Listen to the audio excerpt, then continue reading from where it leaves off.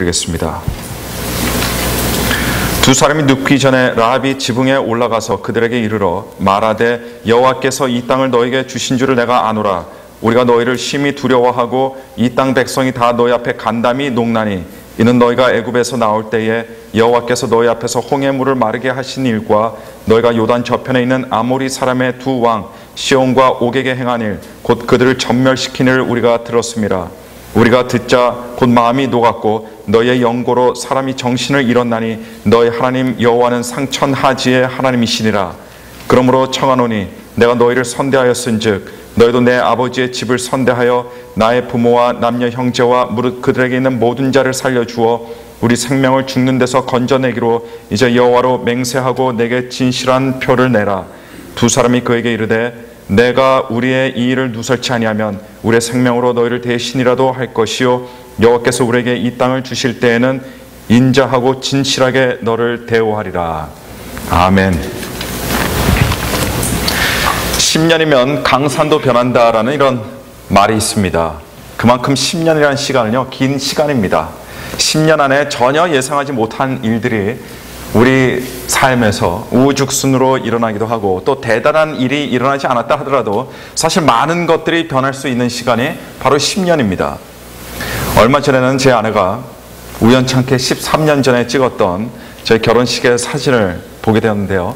그 사진을 보면서 제가 많이 변했다는 겁니다. 제 성격이나 내면이 변했다는 건 아니고요. 제 외모가 달라졌다는 거예요. 예전에는 흰머리 하나 없이 숱도 많고 얼굴도 뽀얗게 광채가 났는데 지금은 제 얼굴이 많이 사갔다라는 겁니다.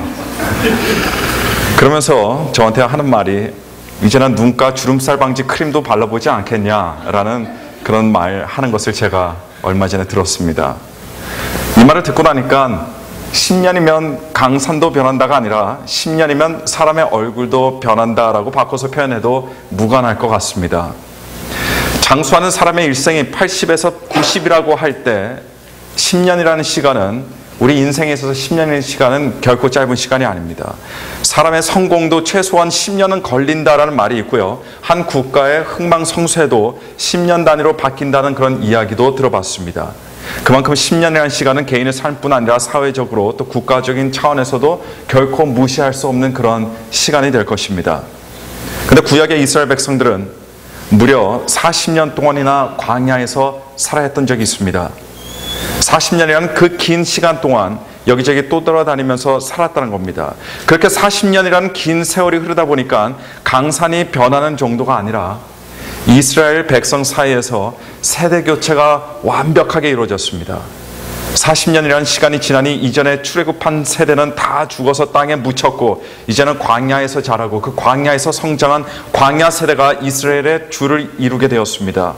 비록 이전에 출애굽 세대는 하나님의 약속하신 땅 가나안에 대한 동경만 가지고 있다가 결국 땅에 묻힐 수밖에 없었지만 그러나 40년이 지난 그때 하나님께서는 세대 교체가 된 이스라엘을 드디어 가나안 땅으로 인도해 주셔서 꿈에도 소원하고 열망하던 그 꿈의 땅 바로 앞까지 하나님께서는 인도해 주셨습니다.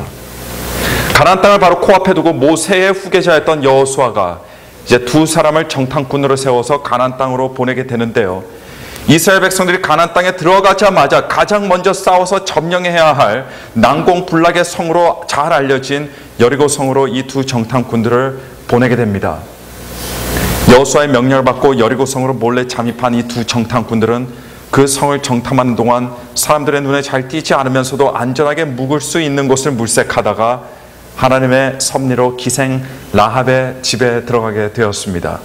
이렇게 해서 이스라엘 두 정탐꾼들은 여리고 성의 기생 라합을 만나게 된 것입니다.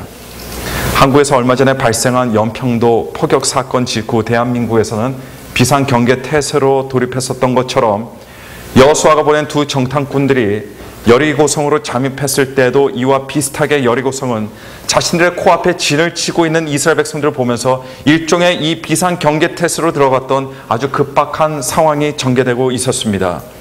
이 상황이 여호수아 2장 9절부터 11절에 아주 극명하게 반영되고 있을 뿐 아니라 그 긴박한 상황에 있는 여리고성 사람들의 불안한 마음 굉장히 잘 표현하고 있습니다. 제가 잠깐 다시 한번 읽어드리면요. 여호와께서 이 땅을 너에게 주신 줄을 내가 아노라. 우리가 너희를 심히 두려워하고 이 땅 백성이 다 너희 앞에 간담이 농나니 이런 너희가 애굽에서 나올 때에 여호와께서 너희 앞에서 홍해물을 마르게 하신 일과 너희가 요단 저편에 있는 아모리 사람의 두 왕 시혼과 옥에게 행한 일 곧 그들을 전멸시킨 일을 우리가 들었습니다. 우리가 듣자 곧 마음이 녹았고 너희의 영고로 사람이 정신을 잃었나니 너희 하나님 여호와는 상천하지의 하나님이시니라. 여리고성의 기생이라고 하는 사람, 여리고성의 창녀였습니다. 그녀의 입에서 이런 말이 나올 정도니 여리고성의 지배층은 지금 난리도 아닙니다. 이스라엘 백성들의 기습 공격에 대비해서 만반의 준비를 해야 하는 것도 큰일이지만 무엇보다도 더 중요한 것은 두려움과 불안감에 흔들리는 이 민심을 수습하는 일도 굉장히 중요한 일이었습니다. 게다가 이스라엘의 스파이들이 들어왔다고 하니 백방으로 이들을 잡기 위해서 군사들을 도시 곳곳에 풀었던 그런 상황입니다. 그야말로 여리고성 내부 상황은요, 준전시 상황이었는데 이런 때에 라합은 이스라엘의 정탐꾼들을 숨겨주고 또 그것도 모자라서 그들이 안전하게 성을 빠져나갈 수 있도록 도와준 겁니다. 이때 두 정탐꾼들은 성을 빠져나가기 바로 전에 라합에게 이스라엘이 여리고를 공격할 때에 라합의 집 창문에 붉은 줄을 매달아 놓고 부모와 형제와 모든 가족을 다 집에 모아두라고 그렇게 일러두고 그리고 떠나게 되었습니다. 그 붉은 줄이 이스라엘 공격이 있을 때 유일하게 안전을 보장해 줄 증표가 되겠던 것입니다. 이 기생 라합의 이야기를 읽다 보면 또는 들어보면요, 왠지 마음이 씁쓸하고 불편해질 수 있는 부분이 한 군데가 나옵니다. 그 부분이 어디입니까? 정탐꾼들을 붙잡기 위해서 그녀의 집으로 들이닥친 군사들에게 라합이 무엇을 하게 됩니까? 거짓말을 합니다. 실상은 그녀가 그들을 숨겨주고 있었지만 군인들에게는 이미 다른 곳으로 갔다는 그런 거짓말을 한 겁니다. 자, 여기서 우리들의 마음을 불편하게 하는 것은 단순히 라합이 거짓말을 했다는 그 이유가 아닙니다. 여러분, 라합의 집으로 찾아온 사람들이 누굽니까? 다른 사람도 아니고 여리고의 왕이 직접 보낸 군사들이었습니다. 더군다나 그들이 쫓고 있던 사람들은 억울한 누명을 쓰고 쫓기는 선량한 도망자가 아니라 자신의 생활 터전인 여리고성을 공격해서 정복하려고 하는 이런 적군의 스파이들이었다는 겁니다. 간첩들이었다는 그런 이야기예요. 이 상황에서 여러분 생각해 보시기 바랍니다. 라합이 누구의 편에 서 있어야 하는 것입니까? 이스라엘이 아닌 여리고성 사람들의 편에 서 있어야 하는 것이 당연한 거 아니겠습니까? 그리고 두 정탐꾼들의 정체를 알았을 때 당국에 즉각 신고해야 마땅했던 것이 옳은 것이 아니었을까요? 라합이 창밖에 묶어두었던 붉은 줄은 바로 그녀의 배신을 의미하는 그런 줄이 아니겠습니까? 많은 사람들의 눈에 비친 라합은 자기 혼자 살고자 자신의 민족에게 등을 돌린 배신자요 매국노처럼 비춰질 것입니다. 하나님께서는 자신의 민족을 배신한 사람을 과연 기뻐하시겠습니까? 자신의 안위를 위해서 자신의 공동체와 이웃을 다른 민족의 손에 넘겨준 사람을 선하시게 생각하시겠습니까? 한국교회와 미국교회의 차이점들이 여러 가지가 있겠지만 일단 외관상의 차이점을 한 가지 뽑으라면요, 그것은 미국 교회들 예배당 안에는 미국 국기들이 있다는 겁니다. 성조기가 걸려 있어요. 예배당에 십자가는 없어도 성조기는 꼭 두는 교회가 바로 미국입니다. 저는 한국에 있을 때 예배당에 태극기가 있던 교회는 한 번도 본 적이 없습니다. 한국에 있을 때 이 교회에서 애국가를 불러보았던 적도 한 번도 없어요. 그런데 미국에 와서 보니까 미국 애국가는 기본이고 America the Beautiful 이라는 이런 노래들도 교회에서 부른 것을 종종 목격하곤 했습니다. 이전에 한 미국 책을 읽다 알았는데요, 나라 사랑의 표현이 적극적이고 뜨거운 것이 다른 세계의 교회에서는 찾아보기 어려운 미국의 독특한 특징이라는 그런 내용을 읽었던 적이 있었습니다. 미국 교회 나라 사랑에 대한 표현은 1년 중에서도 7월 4일 독립기념일에 아주 두드러지게 볼 수가 있는데요, 이 땅 미국에서 태어난 저도 이 7월 4일이 참 좋습니다. 더군다나 지금 이 땅이 저희 생활 터전이기 때문에 한국을 위해서 기도할 때마다 미국을 위해서도 빠짐없이 기도하고 또 미국을 위해서도 기도할 때마다 저는 한국을 위해서 빠짐없이 기도를 합니다. 그런데 한국이나 미국이나 어느 나라나 세계의 역사를 뒤돌아볼 때 우리가 조심해야 할 것이 한 가지가 있습니다. 그것은 나라 사랑의 차원을 떠난 이 편파적이고 배타적인 국수주의 성향이 바로 그겁니다.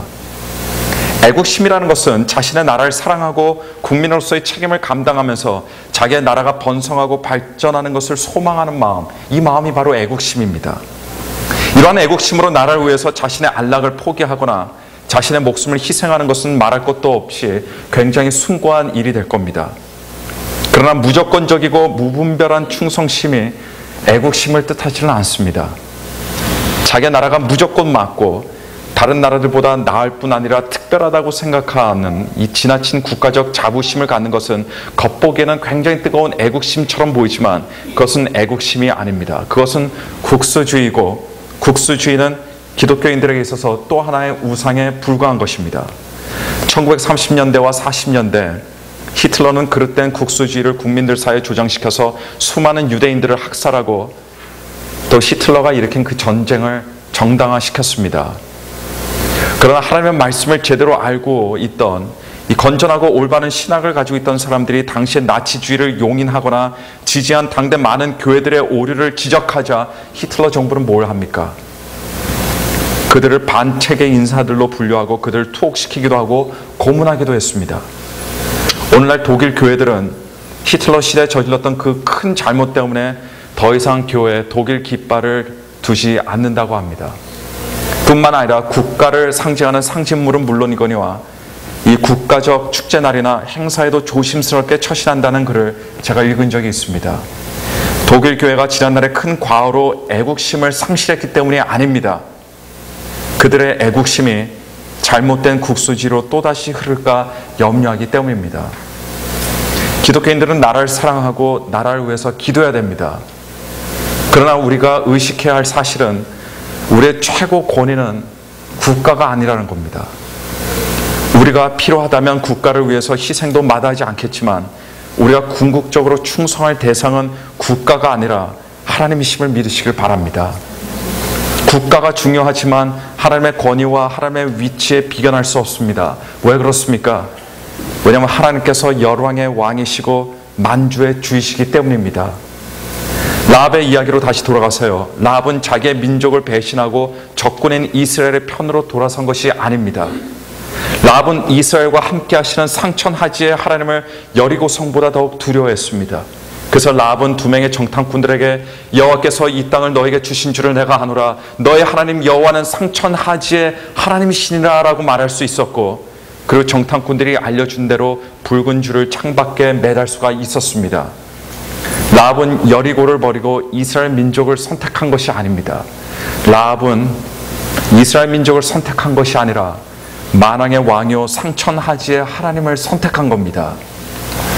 여러분, 라합의 일화는 조국이나 민족을 버려도 된다는 것을 말하는 것이 아니라 하나님께서는 이 세상의 어떤 정부나 국가보다 위에 계신 분이시고 사람은 이런 하나님을 가장 두려워한다는 그런 진리를 보여주고 있습니다. 아멘. 하나님께 정말 축복받은 사람이 누굽니까, 여러분? 두려움이 없을 정도로 많은 것을 가지고 있는 사람이 아니라 바로 다른 무엇보다 하나님을 두려워하는 사람이 가장 큰 축복을 받은 사람임을 믿으시길 바랍니다. 라합은 나라를 잃어버리고 생활 터전을 상실한 비극적인 망국민으로 불행한 사람이 되었던 것이 아니라 하나님을 두려워해서 새로운 인생을 얻게 된 축복된 사람으로 성경은 묘사하고 있습니다. 사람의 생명은 물론이거니와 열방의 나라들까지도 다스리시는 상천 하나님을 가장 두려워하시고 경외하시는 우리 클레반드 중앙침례교회 성도들이 다 되기를 오늘 시간 간절히 축원합니다. 라합의 이야기를 읽는 사람들은 누구나가 할 것 없이 라합에서 볼 수 있는 것이 있는데요. 그것이 바로 뭐냐? 라합의 걱정과 불안입니다. 그래서 우리는 라합의 이야기를 읽을 때 걱정과 불안감에 역력한 이 한 가련한 여인을 우리는 머릿속에 상상할 수 있습니다. 그렇습니다. 라합은 자신이 자신의 가족과 함께 하나님을 섬기지 않는 죄악이 관영한 여리고 성 사람들과 함께 망하게 될 것을 걱정해하고 불안해하고 있었습니다. 우리 인생에는 시시때때로 걱정과 불안이 찾아옵니다. 도통 세상의 일이란 이 벼룩처럼 어디로 튈지 모르기 때문에 늘상 사람들의 마음에 걱정이 생기게 되어 있고 불안이 찾아오게 되어 있습니다. 나의 마음을 좀 먹고 나의 내면을 망가뜨리는 주적은요, 우리 외부에 있는 것이 아니에요. 그런 것들은 사람의 마음에 도사리고 있는데 그런 것